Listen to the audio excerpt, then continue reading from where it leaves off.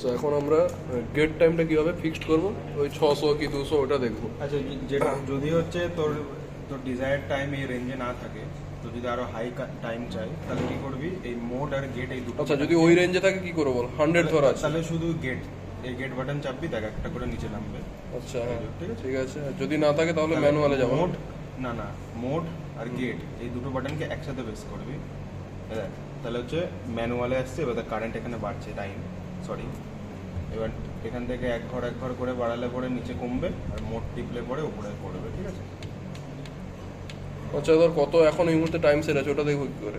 এই যে 172, 73, 74 ওই যে আমি বাড়াচ্ছি, উপরে মোড টিপে টিপে। কিন্তু ধর ইয়ে করে ধর দেখতে মনে হলো ঘুরে টিপলে যে টাইমটা আছে ওইটা খুব সেট আছে। হ্যাঁ আচ্ছা দাঁড়া আমি দেখাচ্ছি এই যে মনে তা করো আমি 200 200 সেট করলাম, এই যে এবার ছেড়ে দেবো, এটা অটোমেটিক হচ্ছে ম্যানুয়াল মোডে। এবার ধরো দেখতে চাইছি কত এবারে কত সেট আছে, তাহলে আবার এটাকে ধরে টিপবো, এই দেখ 200 দেখিয়ে দেবে। ওকে, তারপরে এবার এইটা দিয়ে স্টার্ট করলে কাউন্টার স্টার্ট হবে তাই তো। হ্যাঁ এটাতে কাউন্ট পাবো, যখন কমপ্লিট হয়ে যাবে ডাটা নেওয়াটা অটোমেটিক এই রেড লাইটটা স্টার্ট হয়ে যাবে, আর তারপরে আবার এটাকে জিরো করে জিরো ক্লিয়ার করে করে আবার ক্লিয়ার করে আবার ঠিক আছে।